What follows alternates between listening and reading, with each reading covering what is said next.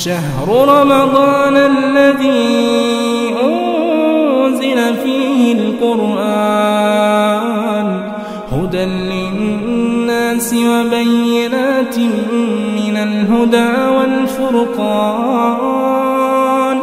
فمن شهد منكم الشهر فليصمه ومن كان مريضا أو على سفر فعدة من أيام أخر. السلام علیکم ورحمۃ اللہ وبرکاتہ. بسم اللہ الرحمن الرحیم. قرآن حکیم کے 17ویں پارے کی تفسیر کا خلاصہ پیش کیا جا رہا ہے. سورہ انبیاء چل رہی ہے. اس سورہ کریمہ کے بارے میں ایک بات ذہن نشین کر لیں کہ سورہ انعام میں 18 پیغمبروں کے نام ہیں. سورہ انعام اور سورہ انبیاء میں 17 پیغمبروں کے نام ہیں. ایک کم ہے. جی پہلی چیز تو اس سورہ کریمہ کے بارے میں یہ ذہن نشین کریں.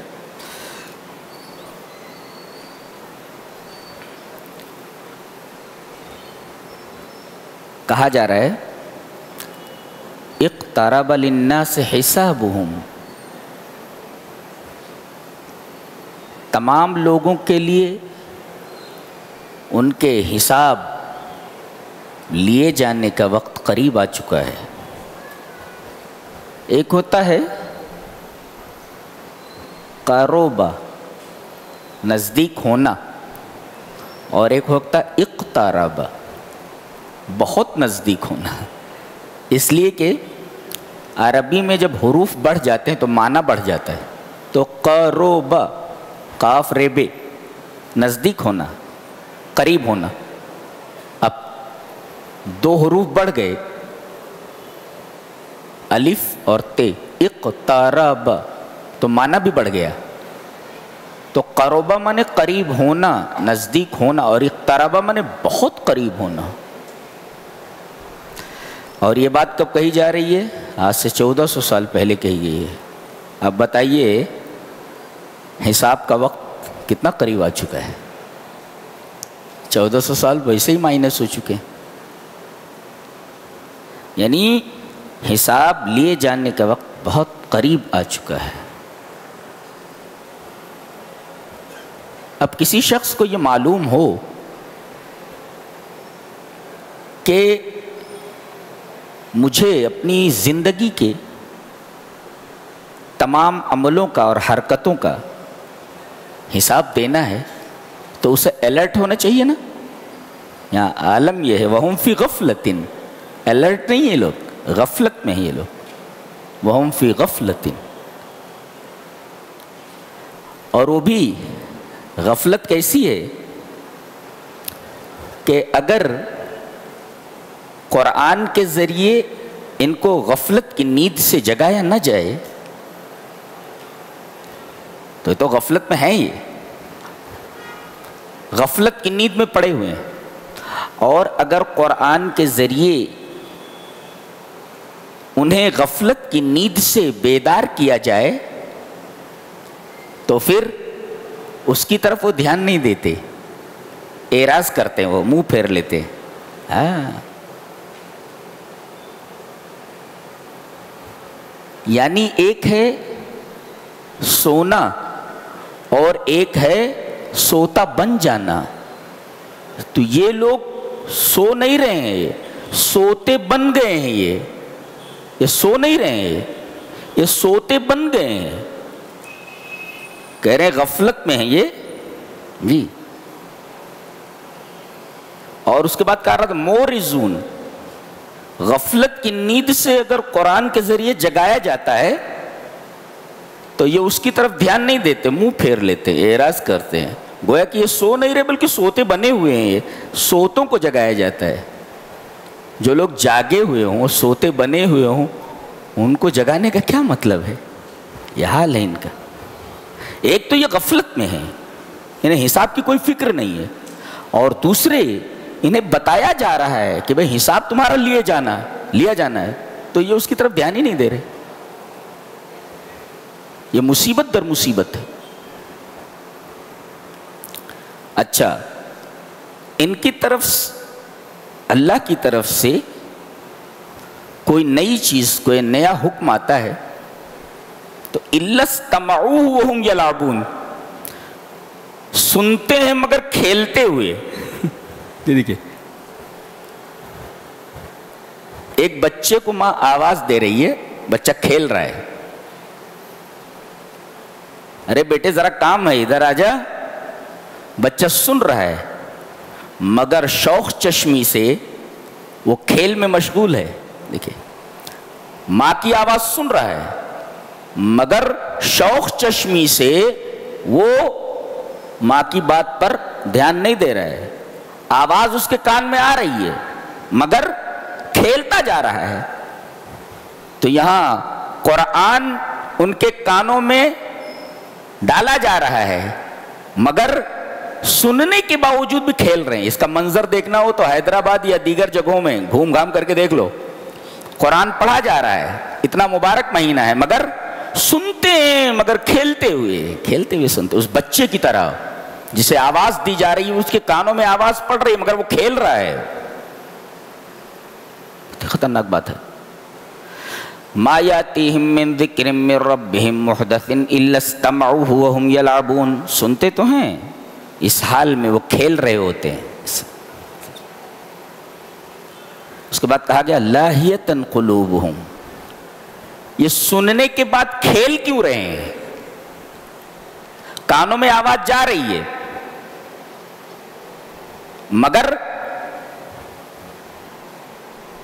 ان کے اعضاء کھیل میں حرکت کر رہے ہیں. ایک مفسر نے بہت خوبصورت تفسیرہ کیا ہے، بولتا ہے اذا فسد القلب تبعته الجوارح. جب دل خراب ہو جائے تو اعضاء اسی کو فالو کرتے ہیں. اس لیے کہ تمام اعضاء، جسم کے جتنے بھی پارٹس ہیں وہ سب دل کے تابع ہیں. اگر دل خراب ہو جائے تو پھر تمام کے تمام اعضاء پورے کے پورے خراب ہو جاتے ہیں. تو کانوں میں آواز جا رہی ہے مگر دل غافل ہے، لہذا سنی انسنی کر دے رہے ہیں. جب آدمی کا دل خراب ہو جائے تو اس کے اعضاء بھی خراب ہو جاتے ہیں. معاملہ یہ ہے کہ ان کے دل خراب ہیں، ان کے دل لہو میں مبتلا ہے. اسی وجہ سے قرآن کو سنتے ہیں اور سنی انسنی کر دیتے ہیں.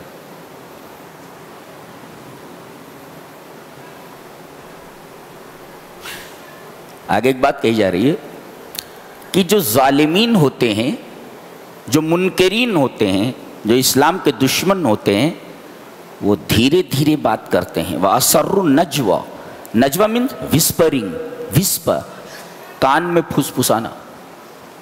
دیٹ از کالڈ نجوہ. وسپر، وسپرنگ کرنا، کانوں میں بولنا، دوسرا نہ سننے پائے، اسی کو نجوہ بولتے. وَأَسَرُّ النَّجْوَى. ایک تو نجوہ کہتے ہیں وسپرنگ کو، اس کو بھی یہ لوگ دھیرے دھیرے بول رہے ہیں، یعنی وسپر کو بھی وسپر کر رہے ہیں. وَأَسَرُّ النَّجْوَى. نجوہ مینس وسپرنگ، دھیرے بولنا کہ دوسرا سن نہ لے. اور اب اس وسپرنگ کو بھی وسپر کر رہے ہیں، اس کو بھی اور دھیرے بول رہے ہیں. کون لوگ؟ الذین ظلموا. کیا بولتے ہیں یہ؟ ارے یہ محمد جو ہیں صلی اللہ علیہ وسلم، یہ ہماری طرح ایک انسان ہے، تو ان میں اور ہم میں کوئی فرق نہیں ہے. ایک تو یہ جہاں تک یہ کلام پیش کرتے ہیں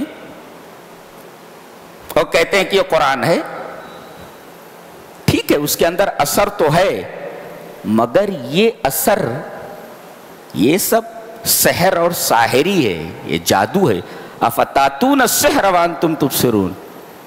یہ دھیرے دھیرے باتیں کر کے لوگوں کا ذہن بھٹکاتے ہیں کہ ہماری طرح وہ انسان ہیں، اور جہاں تک کلام جو پیش کرتے ہیں اس کا جو ایک خاص اثر ہے، یہ اس کلام کا اثر نہیں ہے، بلکہ یہ ان کی جادو بیانی ہے، یہ سحر اور ساحری ہے، یہ جادو ہے، یہ اس وجہ سے اس کلام کے اندر ایک اثر ہے۔ ایسے ہی آپ دیکھیں دنیا کے تمام مقالات، دنیا کے تمام فنون، سائنس ہو، آرٹ ہو، بایولوجی ہو، زوالوجی ہو، کیمسٹری ہو، فزکس ہو، ادب ہو، جتنے بھی سبجیکٹس ہیں ان سب سے ایک چیز کو نکال دیا گیا ہے، کیا؟ آخرت کو، کہ مرنے کے بعد ایک زندگی ہے۔ یہ کتنی بڑی سازش ہے۔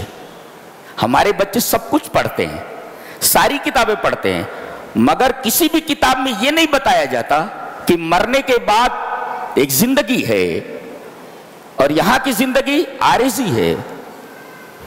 یہ کتنی بڑی سازش ہے لوگوں کی۔ ہمارا ہر سبجیکٹ اس ٹاپک سے خالی ہے۔ لاہیۃ قلوبہم واسروا النجوى الذین ظلموا هل هذا الا بشر مثلکم افتاتون السحر وانتم تبصرون۔ ماجد الغامدی نے ایک واقعہ لکھا ہے۔ ماجد الغامدی ایک مفسر ہیں، وہ کہتے ہیں کہ ایک صحابی نے ایک جادوگر کو دیکھا کہ اس نے ایک آدمی کی گردن مار دی، ایک آدمی کے سر کو تن سے جدا کر دیا، پھر اس کو جوڑ دیا۔ لوگوں نے دیکھا، افلا وانتم تبصرون، تم دیکھ رہے ہو۔ لوگوں نے دیکھا تو کہنے لگے یحیی الموتى، ارے یہ تو مردوں کو زندہ کر دیتا ہے۔ تو صحابی نے کیا کیا؟ قتلہ، اس جادوگر کو قتل کر دیا اور کہا فلیحیی نفسہ، اب یہ اپنے آپ کو زندہ کر لے، اپنے آپ کو زندہ کر لے۔ یہ مردوں کو زندہ کر رہا ہے نا، اب میں نے اس کی گردن مار دی ہے، اب اپنے آپ کو زندہ کر لے، فلیحیی نفسہ، اپنے آپ کو زندہ کر لیا۔ یہ معبود ہے، یہ جادو ہے، یہ مسمرزم ہے۔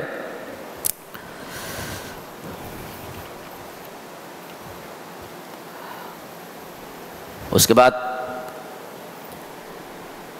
ان کے ایک سوال کا جواب دیا جا رہا ہے کہ رسول بشر کیسے ہو سکتا ہے؟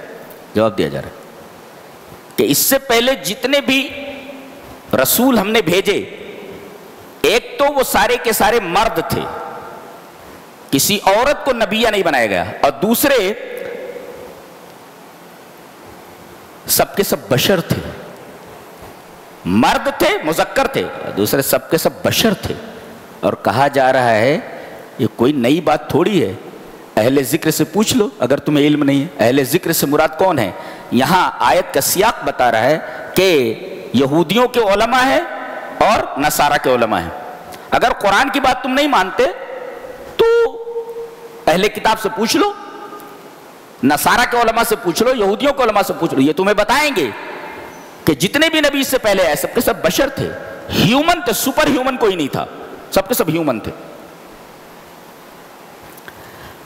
اور اگر اس کو سیاق سے کاٹ کر کے دیکھا جائے تو اس میں ایک نقطہ یہ ہے، بہت غور سے سنیں۔ سوال اگر آپ کو کرنا ہے تو کس سے کرنا ہے؟ کوئی مسئلہ آ گیا تو مسئلہ کس سے پوچھنا ہے؟ بتایا گیا اہل ذکر سے۔ یہ اہل ذکر کون ہے؟ بتایا گیا کہ ذکر کے اہل، اور اہل کس کو کہتے ہیں؟ گھر والوں کو بولتے ہیں، گھر والوں کہتے ہیں یہ میرے اہل ہیں، یعنی یہ میرے گھر والے ہیں۔ نقطہ یہ ہے کہ آدمی علم میں اتنا رسوخ رکھتا ہو، اتنا گہرا علم رکھتا ہو کہ آپ کے مسئلے کا جب جواب دے تو آپ کا دل ویسے ہی مطمئن ہو جائے جیسے آپ کہیں باہر سے گھر والوں کے درمیان آ جائیں تو آپ کا دل مطمئن ہو جاتا ہے، جس کو انگلش میں کہتے ہیں feel at home. Feel at home, گھر میں محسوس کرنا۔ کوئی آدمی باہر رہے تو اس کا دل پریشان رہتا ہے، لیکن جب گھر میں آ جاتا ہے تو اس کے دل میں اطمینان ہو جاتا ہے۔ کہا کہ اہل ذکر وہ ہیں کہ جب ان سے مسئلہ پوچھا جائے تو مسئلے کا اتنا تسلی بخش جواب دیں کہ دل اس طرح مطمئن ہو جائے جیسے آدمی گھر میں ہوتا ہے اور اپنے آپ کو مطمئن پاتا ہے. یہ یعنی علم میں رسوخ ہو اور موہل ہو، اہلیت ہو اس کے اندر، اور متخصص ہو، اسپیشلائزیشن رکھتا ہو اس کے اندر. اس سے پتہ چلا کہ جن لوگوں نے گہرا علم حاصل نہیں کیا ہے، سطحی علم رکھتے ہیں، ان سے مسائل دریافت نہ کیے جائیں. اور اس کے بعد تمام انبیاء کرام بشر تھے، بشریت کی دلیل دی جا رہی ہے. وَمَا جَعَلْنَاهُمْ جَسَدًا لَا يَأْكُلُونَ الطَّعَامَ وَمَا كَانُوا خَالِدِينَ. جتنے بھی رسول گزرے سب کو کھانا کھانے کی ضرورت تھی، اور کھانا کون کھاتا ہے؟ بشر کھاتا ہے، انسان کھاتا ہے. وَمَا كَانُوا خَالِدِينَ. اور کوئی ہمیشہ رہنے والا نہیں آیا، مر گیا. اس کا مطلب یہ دونوں چیزیں ایسی ہیں جو بشریت کی علامت ہیں. ایک تو کھانا کھانا، یہ بشریت کی علامت، اور مر جانا یہ بھی بشریت کی علامت ہے. لہذا جتنے بھی لوگ آئے سب کھانا کھاتے تھے اور سب کے سب اس دنیا سے چلے گئے. خلود کسی کو حاصل نہیں ہوا.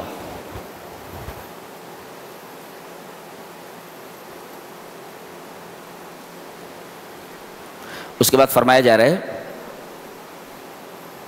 کہ فرشتے یسبحون اللیل والنہار لا یفترون، اللہ کی تسبیح بیان کرتے ہیں رات اور دن اور سستی نہیں کرتے. ایک مفسر لکھتا ہے اکثر ذکر الملائکۃ التسبیح، ملائکہ کا سب سے زیادہ ذکر کیا ہوتا ہے؟ تسبیح ہوتی ہے. لہذا اگر ملائکہ کی صف میں اپنے آپ کو داخل کرنا ہے تو کثرت سے سبحان اللہ و بحمدہ سبحان اللہ العظیم کا وظیفہ پڑھتے رہیے، اور برابر یہ تسبیح پڑھتے رہیے سبحان اللہ و بحمدہ سبحان اللہ العظیم. اور حدیث بھی ہے جو آدمی 24 گھنٹے میں ایک یہ تسبیح سبحان اللہ و بحمدہ 100 بار پڑھ لے تو اس کے تمام گناہ معاف ہو جاتے ہیں، اگرچہ وہ سمندر کے جھاگ کے برابر ہوں. تو گویا فرشتوں کا ذکر تسبیح ہے، یہ ان کی نمایاں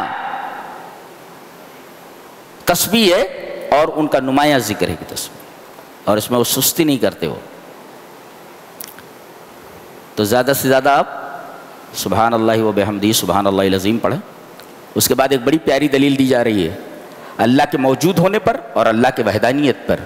ایک ہے وہ لو کان فیہما آلہۃ الا اللہ لفسدتا، اگر اس کائنات میں زمین اور آسمان میں اللہ کے علاوہ کچھ اور معبود ہوتے تو کائنات عالم فاسد ہو جاتا، خراب ہو جاتا. یہ تو ہم لوگوں کو بچپن میں پڑھایا جاتا تھا. اگر دو خدا ہوتے سنسار میں تو دونوں بلا ہوتے سنسار میں. ادھر ایک کہتا کہ میری سنو، ادھر ایک کہتا میاں چپ رہو. تو اس طرح دونوں آپس میں جھگڑتے رہتے، اور کبھی سورج نکلتا کبھی نہیں نکلتا، کبھی بارش ہوتی کبھی نہیں ہوتی.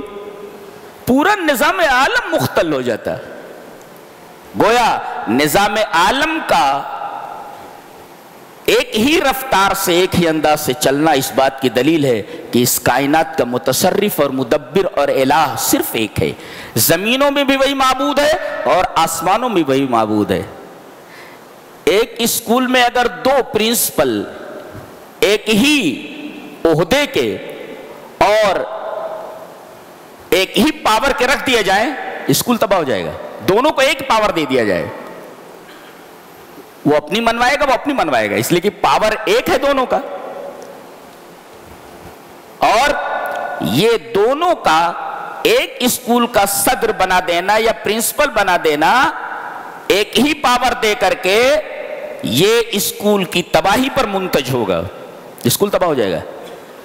تو جب ایک اسکول 2 پرنسپل جو ایک ہی پاور رکھنے والے ہوں ان کی وجہ سے اسکول تباہ ہو جاتا ہے، تو اس پوری کائنات کے اگر 2 الہ مان لیے جائیں، 2 معبود مان لیے جائیں تو نظام کائنات مختل ہو جائے گا. اسی وجہ سے کہا گیا لفسدتا اے لخرجتا النظام المشاہد. یہ جو کائنات کا نظام نظر آ رہا ہے نا، یہ مختل ہو جاتا. गेहूं हम लोग बोते कि रोटी की जरूरत है, वहां पर बैगन उगा हुआ होता तो क्या करते थे? एक खुदा ने गेहूं उगा दिया और दूसरा आया गेहूं को खत्म करके वहां बैगन उगा दिया। मखलूक हैरान है ये सब क्या हो रहा है। तो निजाम आलम मुख्तल हो रहा है। हमने लगाया है अंगूर का बाग, लेने के लिए गए तो वहां पर नारियल लटका हुआ, यानी अंगूर की बेल से अंगूर ही हासिल करना और नारियल के दरख्त से नारियल ही हासिल करना, ये कायनात की यकसानियत बता रही है, वहदत बता रही है कि इस कायनात के पीछे वाहिद हस्ती है। नहीं तो कायनात में ये यकसानियत ना होती, ये मोनोटोनी ना होती है, यकसानियत है इसके अंदर।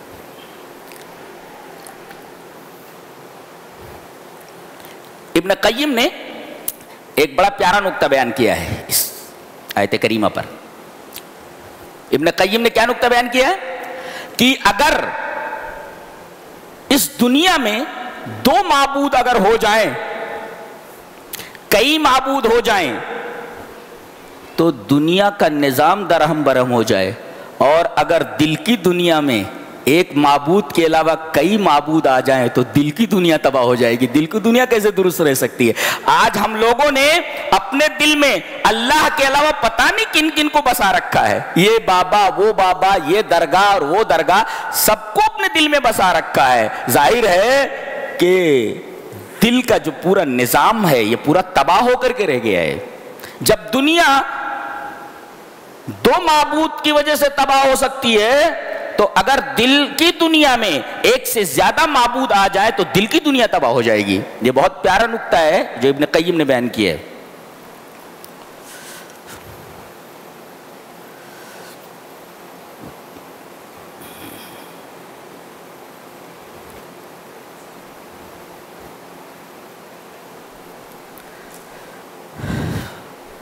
मैंने बताया था कि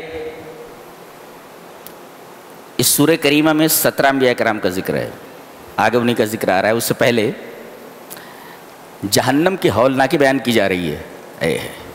आदमी को रोंगटे खड़े हो जाएं, पहले ये देख लेते हैं आयत करीमा। वलइन मस्सतहुम नफ़हतुम मिन अज़ाबि रब्बिका लयक़ूलुन्ना या वैलना इन्ना कुन्ना ज़ालिमीन। पुलिस जब पकड़ती है और उसे मुजरिम से कुछ उगलवाना होता है तो 3rd डिग्री इस्तेमाल करती है और वो बोल पड़ता है। पहले नहीं बोलता, अरे मैंने नहीं किया है, मैंने नहीं किया। अच्छा नहीं किया है तो अब बताते हैं तूने किया कि नहीं किया है। तो 3rd डिग्री इस्तेमाल की जाती है। यहां आलम देखिए, अगर इन्हें तुम्हारे रब के अजाब का एक झोंका लग जाए या जहन्नम की एक लपट लग जाए तो कहेंगे हम जालिम थे, फौरन वो इकरार कर लेंगे। 3rd डिग्री की जरूरत नहीं है। यहां देखिए, जहन्नम की एक हवा, जहन्नम का एक झोंका लग गया तो सब उगल दिया इन्होंने, कहा कि हम जालिम थे। किसी ने कहा है कि हादा अलमुन नफ़हती, ये तो जहन्नम की आग का एक झोंका था कि सब कुछ उगल दिया तुमने। फमा हालु मन गुमिस फिन्नारि गमसतन, किसी को अगर जहन्नम में गोता दे दिया जाए तो उसका क्या हाल होगा। अगर जहन्नम के एक झोंके का ये हाल है कि आदमी अपने तमाम करतूत का इकरार कर लेता है, तो अगर उसे जहन्नम में गोता दे दिया जाए तो फिर उसका क्या हाल होगा। जरा अंदाजा लगाओ। ये अल्लाह तबारक व तआला के अजाब की हौलनाकी और जहन्नम के अजाब की शिद्दत है, उसके आग की शिद्दत है।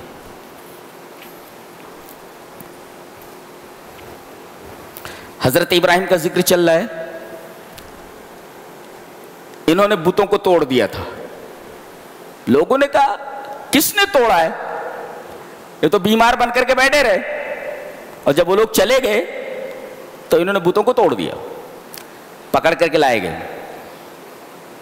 लोगों ने कहा कि एक नौजवान है जिसका नाम इब्राहिम है, कालू समैना फतह यज़कुरुहुम युक़ालु लहू इब्राहिम, उसका नाम इब्राहिम, उसको पकड़ करके लाओ। वो इन बुतों का तस्करा कर रहा था। लाया गया, कहा तुमने तोड़ा है, ये तुमने किया है इब्राहिम। تو حضرت ابراہیم علیہ السلام نے کیا جواب دیا؟ قال بل فعلہ کبیرہم، ان کے بڑے نے کیا ہے۔ اب دیکھو ذو معنیین ہے، دو مطلب ہے اس کے۔ بہرحال انسان بت سے بڑا ہوتا ہے، یہ بھی مطلب ہے کہ میں نے توڑا ہے اس کو، اور دوسرے وہ جو بڑا بت تھا اس کے گلے میں کلہاڑا لٹکا دیا تھا انہوں نے، لوگوں کی نگاہ اس طرف گئی، اچھا بڑے نے توڑا ہے، اور کہہ بھی رہے فَاسْأَلُوهُمْ إِنْ كَانُوا يَنْتِقُونَ، یہ نہیں کہا مجھ سے پوچھو یا اس بڑے بت سے پوچھو، کہہ رہے ان سے پوچھو اگر یہ بولتے ہیں تو کہ کس نے توڑا ہے۔ ان كانوا ينطقون، اگر یہ بولتے تو ان سے پوچھو، بڑے نے توڑا ہے۔ اب بڑا کون؟ میں بڑا نا، بت سے بڑا انسان ہوتا ہے تو میں بڑا، اور وہ بڑے بت کے گلے میں کلہاڑا لٹکا دیے تھے، وہ بھی تو بڑا ہی ہے نا بتوں کا، تو کہا کہ پوچھ لو مجھ سے نہیں، یہ نہیں کہا مجھ سے پوچھ لو، یا یہ نہیں کہا کہ بڑا وہ ہے اس سے پوچھو، بلکہ یہ کہا ان سے پوچھو جن کے ساتھ یہ سب کیا گیا ہے، ان کے ساتھ پوچھو۔ کہتے ہیں ان کے سر جھک گئے، اس لیے کہ انہیں معلوم تھا کہ یہ بولتے نہیں ہیں، اور کہنے لگے لقد علمت ما هؤلاء ينطقون، تمہیں تو اے ابراہیم معلوم ہے کہ یہ بولتے نہیں ہیں، اقرار کر رہے کہ ہمارے معبود کمزور ہیں۔ قال افتعبدون من دون اللہ ما لا ينفعكم ولا يضركم، کہا کہ تم ایسی مخلوق کی عبادت کرتے ہو جو نہ نفع دے سکے نہ نقصان پہنچے، اف لکم، تف ہے تمہارے اوپر، اور جن کی تم عبادت کرتے ہو ان کے اوپر بھی تف ہے، تمہارے پاس عقل نہیں ہے، افلا تعقلون۔ دلیل دے دی گئی، دلیل کتنی مضبوط ہے، ان کے ساتھ جو سلوک ہوا ہے انہی سے پوچھو نا، دلیل دے دی گئی، اب دلیل کا جواب نہیں ہے، اور جن کے پاس دلیل کا جواب نہیں ہوتا وہ ڈائریکٹ ہاتھا پائی پہ آ جاتے ہیں، جن کے پاس دلیل نہیں ہوتی وہ ہاتھا پائی پہ آ جاتے ہیں۔ کہا قالوا حرقوا، اس کو جلا دو، اس کو جلا دو، وانصروا آلہتکم، اپنے معبودوں کی مدد کرو۔ ان کو معلوم ہے کہ ہمارے معبود ایسے ہیں جو مدد نہیں کرتے بلکہ یہ خود مدد کے لائق ہے بیچارے، بڑی آگ جلائی گئی، اور اس کے بعد حضرت ابراہیم علیہ السلام کو اس میں پھینک دیا گیا۔ کہتے ہیں کہ آگ میں جانے سے پہلے انہوں نے پڑھا حسبنا اللہ ونعم الوکیل، اور جب آگ میں ڈالا گیا تو آگ سے کہا، اللہ نے فرمایا ہم نے آگ سے کہا یا نار کونی بردم وسلاما علی ابراہیم۔ اس میں بڑے اچھے نکات ہیں، وہ دیکھنے جیسے ہیں۔ ابراہیم پر ٹھنڈی ہو جا، اگر یہ کہتا اللہ ٹھنڈی ہو جا تو قیامت تک آگ احراق کی، جلانے کی صلاحیت ختم کر دیتی ہے، آگ کے اندر سے جلانے کی صلاحیت ختم ہو جاتی، ٹھنڈی ہو جا تو قیامت تک کے لیے ٹھنڈی ہو جاتی۔ یہاں کہا گیا کہ یہ ٹھنڈی ہونے کی بات ابراہیم کے بارے میں کہہ رہا ہوں میں، تو ابراہیم پر ٹھنڈی ہو جا، ورنہ قیامت تک کے لیے آگ جلانے کی صلاحیت سے محروم ہو جاتی ہے، صلاحیت کھو دیتی، ابراہیم پر ٹھنڈی ہو جا۔ اور کہا ٹھنڈی کے بعد سلامتی والی ہو جا، اگر ٹھنڈی ہو جا خالی اللہ بولتا تو ٹھنڈک سے مر جاتے تھے حضرت ابراہیم، تو ٹھنڈی تو ہو جا مگر سلامتی والی، ورنہ اگر کہتا ٹھنڈی ہو جا تو اتنی ٹھنڈی ہو گئی تھی کہ ابراہیم ٹھنڈک سے مر جاتے تھے۔ اور تیسرا نقطہ یہ ہے کہ اللہ نے یہ نہیں کہا کہ بجھ جا، جلتی رہے، جلتی رہنے کے بعد ٹھنڈی ہو جا، یہ ہے کمال قدرت، یہ سب سے بڑی قدرت ہے۔ اللہ ہو، آگ جل رہی ہو، جلنے کے بعد ٹھنڈی ہو جانا، اللہ اکبر، تو جل رہی ہے نا، تو اسے ابراہیم کو جلا دینا تھا، جلتی ہونے کے باوجود ٹھنڈی ہو جا، یہ اللہ تبارک و تعالیٰ کی کمال قدرت۔ اور اس کے بعد ایک فیصلہ سنایا جا رہا ہے، وہ فیصلہ بڑا عجیب و غریب ہے، ماننا ہے۔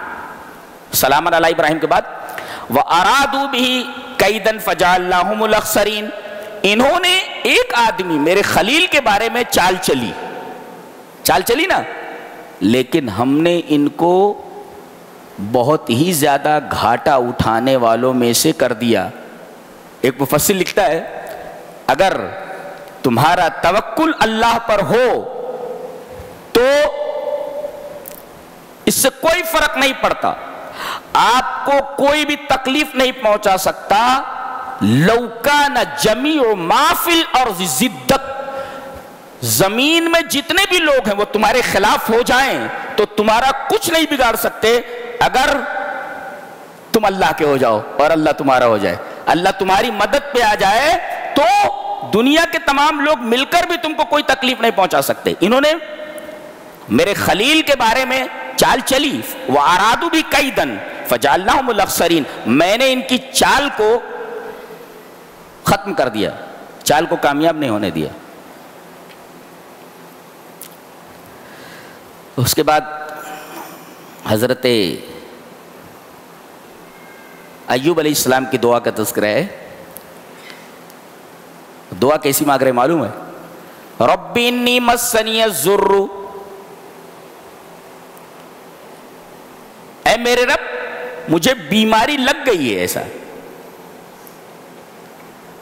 اب بیماری کس نے لگائی؟ اللہ ہی تو بیماری دیتا ہے، لیکن ادب دیکھو، یہ نہیں کہا کہ اے اللہ یہ بیماری تو نے دی ہے، یہ ادب ہے، بلکہ اسے مجہول کی طرف منسوب کیا۔ بیماری لگ گئی ہے مجھے، کس نے بیماری دی؟ سب جانتے ہیں کہ اللہ بیماری دیتا ہے، اللہ شفا دیتا ہے۔ انہوں نے تعدبا مع اللہ، اللہ کے ادب کے ساتھ انہوں نے بیماری کو مجہول کی طرف منسوب کیا، انون کی طرف منسوب کیا۔ بیماری لگ گئی ہے، کس نے لگائی معلوم ہے، لیکن جب رحمت کی بات آئی تو وَأَنْتَ أَرْحَمُ الرَّاحِمِينَ، خیر کی بات آئی، رحمت کی بات آئی تو اللہ کی طرف اسے منسوب کیا۔ گویا اللہ کی طرف خیر کی نسبت کی جائے، شر کی نسبت نہ کی جائے۔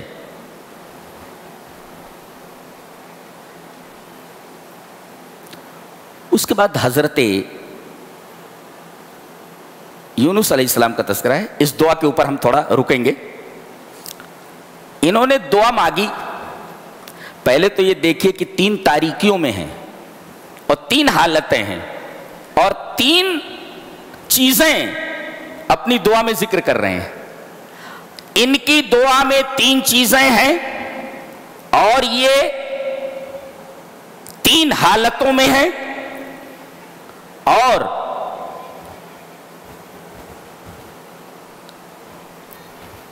پہلے دیکھ لیں 3 حالتیں کون کون سی ہیں ان کی۔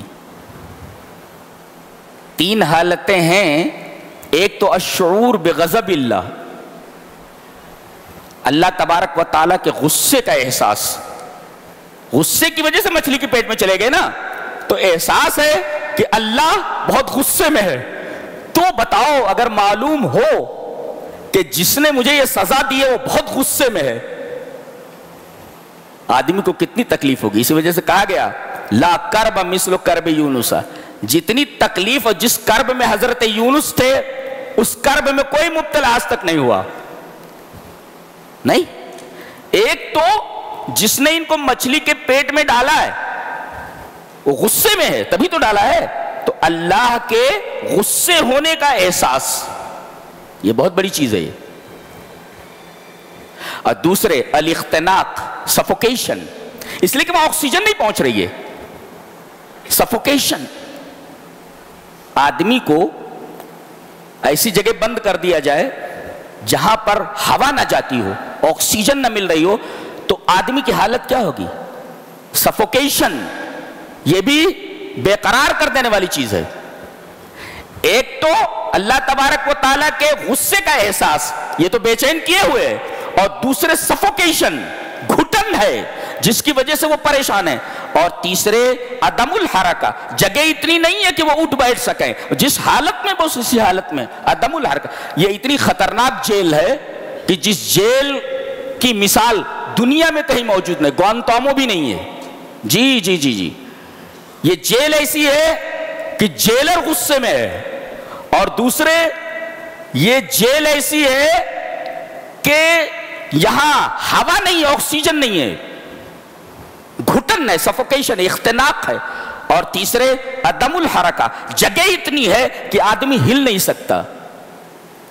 پاناما کے اوپر جب امریکہ نے حملہ کر کے اسے فتح کیا تو اس نے ٹائیگر کیجز بنائے تھے، بڑے بڑے سیاسی رہنماؤں کو چھوٹے چھوٹے پنجروں کے اندر قید کر دیا گیا تھا، وہ نہ اٹھ پا رہے تھے، نہ بیٹھ پا رہے تھے، نہ لیٹ پا رہے تھے۔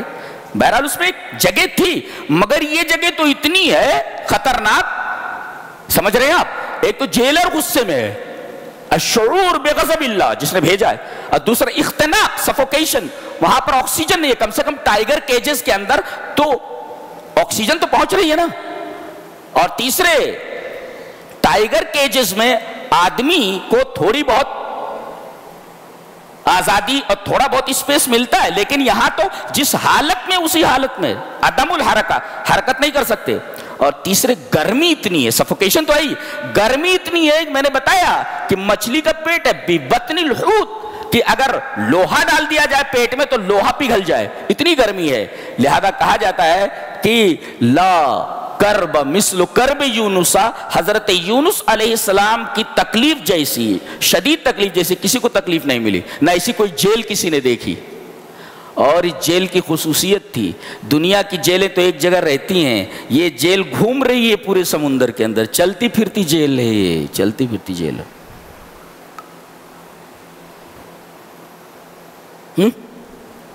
چلتی پھرتی جیل ہے۔ اب 3 کیفیتیں اور 3 طریقے کا ماحول ہے۔ ظلمت اللیل، ڈارکنیس آف نائٹ، رات کی تاریکی ہے، اور darkness of river, darkness of sea, سمندر کی تاریکی 2، اور ڈارکنیس آف اسٹمک، یہ پیٹ کی جو مچھلی کے پیٹ کی جو تاریکی ہے وہ ہے۔ تو 3 تاریکیاں، ایک تو رات کا عالم ہے، رات کی تاریکی، اور دوسرے مچھلی کے پیٹ کی تاریکی، اللہ اکبر، اور تیسرے سمندر کی تاریکی۔ 3 تاریکیاں ہیں، اور جہاں ہیں وہاں 3 حالتیں ہیں۔ تو اب دعا مانگ رہے جس میں 3 چیزیں ہیں، لا الہ الا انت سبحانک انی کنت من الظالمین، لا الہ الا، توحید، سبحانک، تو پاک ہے، تنزیہ، اے اللہ تیرے علاوہ کوئی معبود نہیں، تو ہی عبادت کے لائق، اچھا، سبحانک، تیرے اندر کوئی عیب نہیں ہے، تنزیہ، اور تیسرے انی کنت من الظالمین، اپنے گناہوں کا اعتراف، گویا کہ توحید، تنزیہ یعنی تسبیح، اور تیسرے اعتراف بزم۔ لہذا آدمی جب دعا کرے تو ان تینوں چیزوں کو ملا لے، اللہ کی توحید بیان کرے، اللہ کو تمام عیوب سے مبرہ گردانے، اور اس کے بعد اپنے گناہوں کا اعتراف کرے، یہ 3 چیزیں ہیں، اللہ اکبر۔ اور انہی 3 حالتوں کے اندر، 3 تاریکیوں کے اندر بچہ پیدا ہوتا ہے۔ ایک تو ڈارکنیس آف اوم، وہ بچے دانی ہوتی ہے نا، بچے دانی کی ایک تاریکی ہے، اور دوسرے ڈارکنیس آف پلیسنٹا، وہ جو کھیڑی ہوتی ہے، پلیسنٹا جس کو بولتے ہیں، تو ڈارکنیس آف اوم، رحم کی تاریکی جس پہ لپٹا ہوا ہوتا ہے، اور اس کے بعد اوپر جو رہتا ہے اس کے وہ پلیسنٹا ہے۔ تو ڈارکنیس آف اوم اور ڈارکنیس آف پلیسنٹا اور darkness of stomach of the mother, ماں کا جو پیٹ ہے، یہ 3 تاریکی کے اندر اللہ تبارک و تعالی انسان کو پیدا کرتا ہے، اور تاریکیوں میں بھی ویسے ہی دیکھتا ہے۔ اور کمال ہے، ظلمات کا حوالہ دے کر کے بتایا جا رہا ہے کہ تم کوئی کام کرتے ہو تو محتاج ہو روشنی کے، اور میں کوئی کام کرتا ہوں تو میں روشنی کا محتاج نہیں ہوتا، میں تاریکی میں بھی ویسے ہی بناتا ہوں جیسا تم روشنی میں بناتے ہو، میرے لیے تاریکی اور روشنی ایک جیسی ہے۔ کیا قدرت ہے، سبحان اللہ و بحمدہ سبحان اللہ العظیم۔ تو یہ 3 چیزوں کا حوالہ دے کر کے انہوں نے دعا مانگی، اللہ نے فرمایا فاستجبنا لہ، ہم نے ان کی دعا قبول کی، ونجیناہ من الغم، اور ہم نے ان کو غم سے نجات دی۔ مچھلی کو حکم دیا ساحل کے اوپر لے جا کر کے اگل دیا، اور کہا کہ یہ صرف یونس کے لیے نہیں ہے، اس دعا کے ذریعے اگر کوئی مانگے ہم سے کوئی چیز تو وَكَذَلِكَ نُنْجِي الْمُؤْمِنِينَ، قیامت تک ہم اس دعا کی برکت سے لوگوں کو فائدہ پہنچاتے رہیں گے۔ جی لہذا آدمی کسی مصیبت میں ہو تو اس دعا کو لازم پکڑے، اس دعا کو لازم پکڑے. جی اگر ایسی جیل سے نکال سکتا ہے تو دنیا کی جیلیں تو اس جیل کے مقابلے میں کچھ بھی نہیں. اللہ اکبر، یہ اس دعا کی برکت ہے. تیسرے، حضرت زکریا علیہ السلام کا تذکرہ ہو رہا ہے. اس میں بتایا کہ خانگی زندگی کی اصلاح، آج کل جہاں بھی دیکھو پورا خاندانی نظام، عائلی نظام تباہ ہو کر کے رہ گیا ہے. شوہر کو بیوی سے شکایت ہے، بیوی کو شوہر سے شکایت ہے، بیوی کو ساس سے شکایت ہے، ساس کو اپنی بہو سے شکایت ہے. گویا کہ عائلی نظام پورا تباہ و برباد ہے. فرمایا گیا 3 چیزیں اگر ہوں تو عائلی زندگی سدھر سکتی ہے. وہ 3 چیزیں کیا ہیں؟ بتایا گیا نیکیوں میں سبقت، ساس بھی نماز پڑھے، روزہ رکھے، نیکیاں کرے، بہو بھی، بیٹا بھی، بچے بھی. یسارعون فی الخیرات، المسارع فی الخیرات، نیکیوں میں ریس کرنی چاہیے. اور دوسرے دعا، وَيَدْعُونَنَا، دعا کرتے رہنا چاہیے. اور تیسرے رغب وَكَانُوا لَنَا خَاشِعِينَ، خشوع ہونا چاہیے. خشوع یعنی سامنے اللہ ہو تو پھر کوئی چیز نہیں دکھنی چاہیے. ہم لوگ جب کہتے ہیں غیر المغضوب علیہم ولا الضالین تو پیچھے لوگ کیا بولتے ہیں؟ آمین بولتے نا. ایک صاحب سورہ انعام پڑھ رہے تھے، فلما افل قال لئن لم يهدني ربي لاكونن من القوم الضالين، پیچھے تو بولے آمین. ارے بدبختو، یہ سورہ فاتحہ نہیں ہے جہاں ولا الضالین کے بعد آمین بولا جائے، یہ سورہ انعام کی آیت ہے. جی تو یہ خشوع کا ہے. خشوع کا مطلب یہ ہے کہ آدمی جس عبادت کو انجام دے رہا ہو پوری توجہ اسی عبادت کی طرف ہو. آپ کھڑے ہوئے ہیں نماز میں اور آپ کا دل و دماغ دکان میں بیٹھا ہوا ہے تو پھر خشوع کہاں رہ گیا؟ ایک صاحب نماز پڑھا رہے تھے، اب وہ سورۃ طٰہٰ پڑھ رہے تھے. اب وہ سورۃ طٰہٰ میں ہے کہ جب وہ عصا سانپ بن گیا تو حضرت موسیٰ علیہ السلام گھبرا کر پیچھے ہٹے تو اللہ فرما رہا ہے خذھا ولا تخف، پکڑ لے اس کو، ڈر نہیں. خذھا، اس کو پکڑ لے، ولا تخف، اور نہ ڈر. ایک امام صاحب نماز پڑھا رہے تھے اور یہی آیت پڑھ رہے تھے، پیچھے والی آیت. اچانک ایک سانپ اوپر سے ان کے مصلی کے عین سامنے گر کر پھن پھیلا کر کھڑا ہو گیا. اب ان کی گھگی بند گئی. اب پیچھے سے جو ہے یہ بھول گئے، وہ اب پڑھنا کیا ہے؟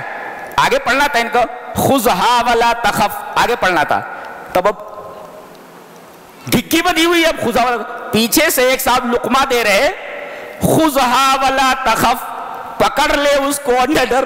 کہا کہ تعال خذ انت، تو ہی آجا پکڑ لے بولتا.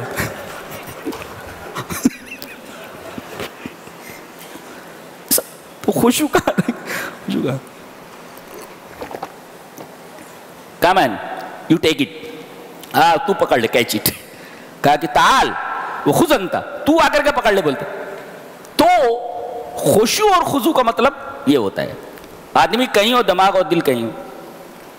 تو عائلی زندگی کو اگر بہتر بنانا، اصلاح کرنی ہے، وَأَصْلَحْنَا لَهُ زَوْجَهُ، تو ایک تو نیکیوں میں پورے گھر والے سبقت کریں، اور دوسرے دعا کرتے رہیں، اور تیسرے نیکیوں کے اندر کوئی بھی نیکی کرے تو اس کے اندر خشوع ہو. جی اور نبی کریم صلی اللہ علیہ وسلم کی حدیث ہے اس دنیا سے جو چیز پہلے اٹھے گی وہ یہ خشوع ہے. ہماری نمازوں سے جو چیز پہلے ختم ہوگی وہ خشوع ہے. آج دیکھو نمازیں پڑھ رہے ہیں ہم، خشوع نہیں ہے، اٹھا لی گئی. اسی وجہ سے ہماری نمازوں کے اندر برکتیں نہیں ہیں. یہ بہت بڑی مصیبت ہے. یہ سب سے پہلے ہماری نمازوں سے کون سی چیز اٹھا لی جائے گی؟ خشوع، یہ اٹھا لیا جائے. اس کے بعد یہ فرمایا جا رہا ہے کہ جو اللہ کے علاوہ دوسروں کی عبادت کرتے ہیں تو ان کو تو جہنم میں ڈالا ہی جائے گا، وہ جن کو پوجتے ہیں ان کو بھی جہنم میں ڈال دیا جائے گا. اب اس میں 2 طریقے کے انسان ہیں. ایک قسم کے انسان وہ ہیں جنہوں نے کبھی یہ نہیں کہا کہ مرنے کے بعد ہماری پوجا کرنا یا زندگی میں ہماری پوجا کرنا. اب ظاہر ہے یہ اللہ کے علاوہ دوسرے کی عبادت کے قائل نہیں تھے، لہذا اگر ان کو کوئی پوج رہا ہے تو وہ اس سے مستثنا ہے، جیسے حضرت عیسیٰ علیہ السلام، حضرت عزیر علیہ السلام، یا بہت سارے وہ اولیاء جن کی قبروں پر لوگ سجدہ کرتے ہیں اور سچ مچ وہ اللہ کے ولی تھے، تو ان کو اس سے مستثنا کر لیا جائے گا۔ لیکن جن لوگوں نے یہ پسند کیا کہ مرنے کے بعد ہماری پوجا ہو، تو ایسے لوگوں کو اٹھا کر جہنم میں ڈال دیا جائے گا۔ اس کے علاوہ لکڑیوں کی پوجا ہو رہی ہے، پتھروں کی پوجا ہو رہی ہے، پیڑوں کی پوجا ہو رہی ہے، تو ان پیڑوں کو اٹھا کر، ان پتھروں کو اٹھا کر، یا جس بھی شکل میں کسی چیز کی پوجا ہو رہی ہے ان کو اٹھا کر جہنم میں ڈال دیا جائے گا۔ انکم وما تعبدون من دون اللہ، انکم وما تعبدون، تم اور جن کی تم پوجا کرتے ہو یہ سب جہنم کا ایندھن ہے۔ ان کو کیوں ڈالا جائے گا جن کی پوجا ہو رہی ہے؟ اس کی دو وجہ ہیں۔ وقود النار، جن کی پوجا کیے ہو نا، اب یہ جب جلیں گے تو ایک تو جہنم کی آگ ہے، یہ جلیں گے تو آگ اور تیز ہو جائے گی، یہ وقود النار۔ اور دوسرے یہ کہ لے بیان کس بہم، آگے فرمائے گا لو کان ہؤلاء آلہۃ ما وردوہا، کہ اگر یہ معبود ہوتے جن کو تم پوچھتے رہے ہو، اگر یہ معبود ہوتے تو جہنم میں کیوں آتے؟ لہذا ان کی ذلت ظاہر کرنے کے لیے ان کو، جن کو پوج رہے تھے ان کو جہنم میں ڈال دیا۔ یہ تمہارے معبود ہیں، یہ جہنم میں آ گئے ہیں، یہ جن کو تم پوج رہے تھے۔ تو ایک تو عذاب میں زیادتی، وہ بھی بھڑکیں گے نا، وہ پتھر ہے تو وہ بھڑکے گا، اور اسی طریقے سے یہ پتھر جن کی پوجا کر رہے تھے یہ معبود تھے، یہ معبود ہوتے جہنم میں کیوں آتے؟ اب جنتیوں کا تذکرہ ہو رہا ہے، بہت غور سے سنیے۔ اب یہ جنتی جنت میں آ گئے، جہنمی جہنم میں پہنچ گئے۔ اب جہنم میں کیا ہے؟ آگ جلتی ہے تو پہلے ہسنگ ساؤنڈ ہوتی، اس کو عربی میں حسیس کہتے ہیں۔ لا یسمعون حسیسا، ہاں ہسنگ ساؤنڈ، آگ جلتی ہے تو آواز آتی ہے، شعلہ بھڑکتا ہے تو آواز آتی ہے، کوئی چیز جلتی ہے تو آواز آتی ہے۔ اللہ فرما رہا ہے اولئک عنہا مبعدون، جہنم سے اتنی دور جنتیوں کو کر دیا جائے گا، لا یسمعون حسیسہا، جہنمیوں کی اور جہنم کی ہسنگ ساؤنڈ بھی ان کے کانوں تک نہیں پہنچے گی۔ ایک نقطہ یہ ہے کہ جہاں لوگ اچھی جگہوں پر رہتے ہیں وہاں پر شور شرابہ اچھا نہیں مانا جاتا، اس لیے کہ شور شرابے کا اثر ڈائریکٹ دل کے اوپر ہوتا ہے جی۔ اور جہاں پوش ایریاز ہوتے ہیں وہاں پر اجازت نہیں ہوتی کہ آپ زور سے اپنی گاڑی کا ہارن بجائیں، ایک خاص ڈیسیبل ہوتا ہے، اتنے ڈیسیبل آپ ہارن بجا سکتے ہیں، ورنہ یہاں سے نکل جائیے، یہاں ہارن بجانا منع ہے بولے۔ تو یہاں کہا جا رہا ہے کوئی آواز نہیں ہوگی، اس کا مطلب جنت میں شور نہیں ہے جی، بہت پرسکون ہے۔ اس وجہ سے ایک دفعہ نبی کریم صلی اللہ علیہ وسلم کے پاس حضرت جبرائیل آئے، دیکھا کہ حضرت خدیجہ الکبریٰ آ رہی ہیں، یہ پہلے پہنچ گئے، کہا کہ اللہ کے رسول آپ کی بیوی محترمہ حضرت خدیجہ آ رہی ہیں، بخاری شریف کی روایت ہے، اور ان کے ہاتھ میں ایک برتن ہے جس کے اندر کوئی پینے کی چیز ہے یا کوئی سالن ہے، فیہ ادام و شراب، ایک اناؤن برتن ہے جس میں پینے کی چیز ہے، کھانے کی چیز ہے۔ جب وہ آئیں تو انہیں اللہ کا سلام کہیے، اللہ نے انہیں سلام بھیجا۔ اللہ کیسی عورت ہے، اللہ ہماری مائیں اور بہنیں دیکھیں، اللہ جسے سلام بھیجتا وہ عورت کیسی ہوگی، اندازہ لگائیے آپ۔ پہلے انہیں اللہ کا سلام بھیجیے کہ اللہ نے ان کو سلام بھیجا ہے۔ عورت اتنے بڑے مقام پر پہنچ سکتی، اور اس کے بعد میرا سلام کہیے، اور ان کو بتائیے کہ اللہ نے ان سے کہا ہے کہ ان کو جنت میں ایک موتیوں کا ایسا محل دینے والا ہے کہ لا صخب فیہا ولا نصب، کہ اس کے اندر نہ تو کوئی شور ہے اور نہ کوئی تھکن ہے۔ گویا کہ جنت میں دونوں چیزیں نہیں ہیں، ایک تو بوریت نہیں ہے، بورڈم، آدمی پیسوں سے بھی بور ہو جاتا ہے، آرام سے بھی بور ہو جاتا ہے۔ ارے بھئی اللہ نے آپ کو سب کچھ دے رکھا ہے، ارے سب کچھ دے رکھا ہے لیکن دل کو اطمینان نہیں ہے، آئی ایم فیلنگ بورڈم، میں بور ہو گیا ہوں بولے تو، لیکن وہاں بوریت نہیں ہے۔ اور دوسرے بوریت کا تعلق بدن سے، یہ تھکن کا تعلق بدن سے، تھکن نہیں ہے وہاں، اور دوسرے شور نہیں ہے، شور کا تعلق دل سے ہے، اللہ اکبر، تو وہاں دل پر اثر کرنے والی کوئی چیز نہیں ہوگی، یعنی شور، اور بدن پر اثر کرنے والی کوئی چیز نہیں ہوگی، جیسے تھکن، گویا کہ وہاں تھکن بھی نہیں ہے اور وہاں پر شور شرابہ بھی نہیں ہے، لہذا شور شرابہ سے بچیے، آج دنیا اسی شور شرابے میں گم ہو گئی ہے۔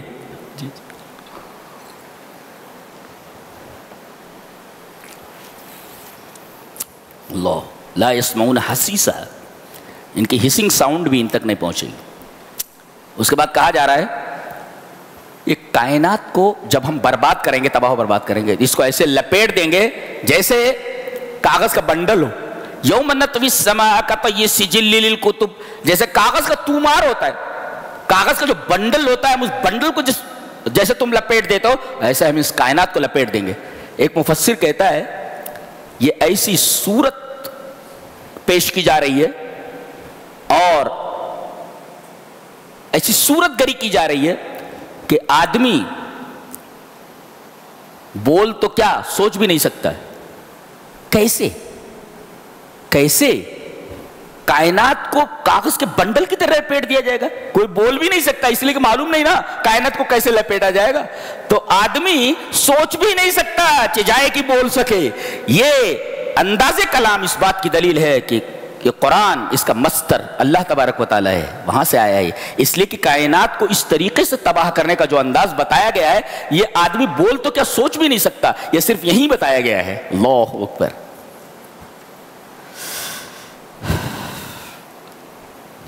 اس کے بعد بتایا گیا کہ انسان کو ہم پیدا کیسے کرتے ہیں، اس میں بڑا پیارا نکتہ ہے، ایک مفسر نے لکھا ہے کہ کل شیء یزید بالزیادہ، ہر چیز جو ہے وہ بڑھنے سے بڑھتی ہے، کوئی چیز بڑھ رہی ہو تو بڑھتی ہے، اضافے سے بڑھتی ہے، کل شیء یزید بالزیادہ الا عمرک، سوائے انسان کی زندگی کے، انسان کی عمر کے، فإنه هو الذی ینقص کلما زادہ، جیسے جیسے بڑھتی جاتی ہے گھٹتی جاتی ہے، ہر چیز زیادتی سے بڑھتی ہے مگر یہ زیادتی سے گھٹتی ہے، دنیا کی واحد چیز ہے یہ، کیا تمہاری زندگی، کہ ہر چیز زیادتی سے بڑھتی ہے مگر تمہاری عمر ایسی کہ زیادتی سے گھٹتی ہے، جتنی بڑھتی جاتی ہے گھٹتی جاتی ہے، یہ تمہاری زندگی کا حال یہ ہے، یہ تمہاری زندگی کا حال ہے۔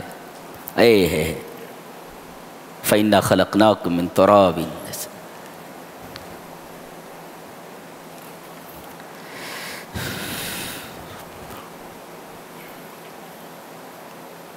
اس کے بعد فرمایا گیا آدمی حج کے لیے جاتا ہے، وَإِذْ بَوَّأْنَا لِإِبْرَاهِيمَ مَكَانَ الْبَيْتِ أَلَّا تُشْرِكْ بِي شَيْئًا،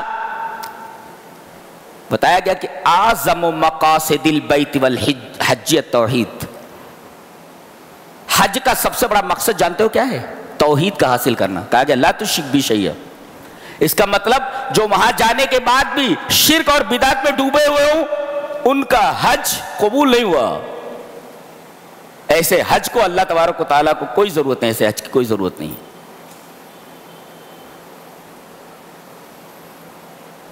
اور حضرت ابن عباس نے فرمایا یہ جگہ ایسی ہے، وَمَنْ يُرِدْ فِيهِ بِإِلْحَادٍ بِظُلْمٍ نُزِقْ کی تفسیر کرتے ہوئے کہتے ہیں کہ اگر لو ان رجلا فی عدن، اگر کوئی آدمی عدن میں ہو، یمن میں ہو، اور ہم بمعصیت بمکہ، مکہ کے تعلق سے کسی برائی کا ارادہ بھی کر لے تو لَأَذَاقَهُ اللَّهُ الْعَذَابَ الْأَلِيمَ، تو اللہ تبارک و تعالیٰ اسے دردناک عذاب چکھا دے گا۔ اللہ اکبر۔ یعنی آپ کہیں بھی ہوں اگر مکہ کے بارے میں، خانہ کعبہ کے بارے میں بری نیت رکھتے ہیں تو پھر اللہ کے عذاب سے نہیں بچ سکتے، اتنا محترم گھر ہے وہ اللہ تبارک تعالیٰ کا، یہ خانہ کعبہ کی فضیلت ہے۔ اور اس کا ایک نام بتایا گیا البیت العتیق، وَلْيَطَّوَّفُوا بِالْبَيْتِ الْعَتِيقِ، چاہیے کہ وہ لوگ اس پرانے گھر کا طواف کریں، پرانے گھر کا طواف کریں۔ عتیق کا ایک مطلب ہوتا ہے آزاد کیا ہوا، ایک مطلب یہ بھی ہو سکتا ہے اس کا کہ جو آدمی سچے دل سے حج مبرور پا لے وہ گناہوں سے آزاد ہو جاتا ہے، آزاد ہو جاتا ہے۔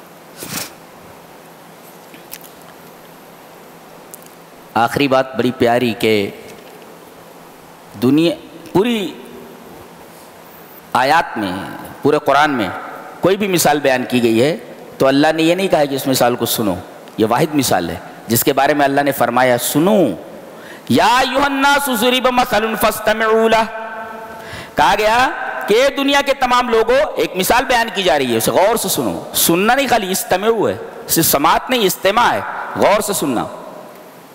یہ واحد مثال ہے، بہت ساری مثالیں قرآن میں بیان کی گئی، لیکن یہ واحد مثال ہے جس کے بارے میں اللہ خود فرما رہا ہے اس مثال کو سنو. کیا؟ جو اللہ کے علاوہ دوسروں کو پکارتے ہیں وہ ایک مکھی نہیں بنا سکتے، اگر سارے کے سارے مل کر بنانے کی کوشش کریں. دنیا کے اتنے بڑے بڑے سائنٹسٹ ہیں، بایولوجی ترقی پر ہے، کیمسٹری ترقی پر ہے، دنیا کا ہر فن ترقی پر ہے، ایک مچھر نہیں بنا سکتے. یہ ان کی بے بسی ہے، آج تک وہ چیلنج برقرار ہے. لن یخلقوا ذبابا، ایک مکھی نہیں بنا سکتے، ایک مکھی. ذبابن، کئی مکھیاں تو چھوڑو، ایک مکھی نہیں بنا سکتے. سنگل فلائی، ایک مکھی نہیں بنا سکتے یہ. اور ایک نہیں، سارے کے سارے مل کر بنانا چاہیں تو نہیں بنا سکتے.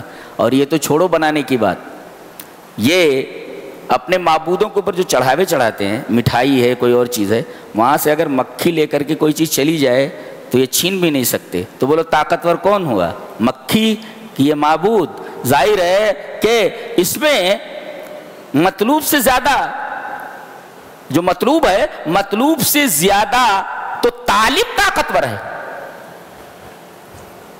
ارے بھی جس سے آپ مانگ رہے ہیں وہاں آپ نے مٹھائی وغیرہ رکھی ہوئی ہے، مکھی لے کر چلی جا رہی ہے، تو طالب کون ہوا؟ مکھی. اور مطلوب کون ہوا؟ وہ قبر والا بت. طاقتور کون ہوا؟ دونوں کمزور ہیں، مگر دونوں کمزوروں میں زیادہ کمزور کون ہے؟ وہ مطلوب جس سے مانگا جا رہا ہے. اور کہتے ہیں کہ پوری سائنس مل کر کے مکھی جو لے جا رہی ہے دوبارہ واپس نہیں لا سکتے اس کو. اس کی ایک سائنسی وجہ بتائی گئی ہے کہ مکھی جب کوئی چیز کھاتی ہے، جیسے اب یہ دانہ یہاں سے اٹھانا ہے یا کوئی ریزہ اٹھانا ہے یا مٹھائی کا کوئی ٹکڑا اٹھانا ہے، تو پہلے اپنا لعاب ڈالتی ہے اس کے اوپر، ایک مادہ ڈالتی ہے، اور اس کے بعد وہ چیز پگھل جاتی ہے، اور اس کے بعد اس کو سڑک لیتی ہے، چوس لیتی ہے. کھاتی نہیں، اس کو چوس لیتی ہے. اب ظاہر ہے کہ اس نے مادہ ڈالا ہے، ایک لعاب ڈالا ہے، لعاب کی وجہ سے وہ چیز پگھل گئی ہے. اب وہ چیز تو دوسری شے میں تحویل ہو گئی نا. اب سائنس کیا کرے گی؟ وہ کیسے واپس کیسے لوٹائے گی؟ ممکن کیسے ہے؟ That is not possible. کیسے؟ اس لیے کہ اس چیز پر اس نے اپنا لعاب ڈالا، وہ چیز پگھل گئی، اور اس کے بعد اس کو کھینچ لیا اس نے. تو پہلے اس نے دوسری شے میں تبدیل کیا، اس کے بعد کھینچا ہے. اب ظاہر ہے کہ اس نے پہلی شے کو دوسری شے میں تبدیل کر دیا. اب سائنس مل کر کے اس شے کو اگر دوبارہ کھینچنا چاہے نہیں کھینچ سکتی. اسی وجہ سے کہا گیا ہے کہ اگر تمام لوگ مل کر کے بھی، وہ جو کہا گیا ضعف الطالب والمطلوب، اس میں طالب بھی کمزور ہے اور مطلوب بھی کمزور ہے. طلب کرنے والا بھی کمزور ہے جس سے طلب کیا جا رہا ہے، مانگنے والا بھی کمزور ہے جس سے مانگا جا رہا ہے وہ بھی کمزور. اور یہ بتایا گیا کہ آدمی اللہ کو چھوڑ کر کے دوسروں کے آستانوں پر مانگنے کے لیے کیوں جاتا ہے؟ اس کی وجہ کیا ہے؟ بولے ما قدر اللہ حق قدری. انہوں نے اللہ تبارک و تعالیٰ کی عظمت کو جانا ہی نہیں، اس کی قدر ہی نہیں پہچانی. اللہ کیا ہے؟ اللہ اکبر. لہذا قرآن حکیم بتاتا کہ اللہ کیا ہے، اس کی صفات، اس کی ذات، سب کا بیان ہے. قرآن حکیم پڑھو، اللہ تبارک و تعالیٰ کی قدر معلوم ہوتی. اور جس کو اللہ کی قدر معلوم ہو گئی وہ اللہ کے علاوہ کسی کی عبادت نہیں کرے گا، دوسرے آستانوں پر جب عیسائی نہیں کرے گا، اپنا سر نہیں ٹیکے گا. اللہ تبارک و تعالیٰ ہمیں نیک عمل اور اچھی سمجھ کی توفیق عطا فرمائے. وآخر دعوانا الحمدللہ رب العالمین.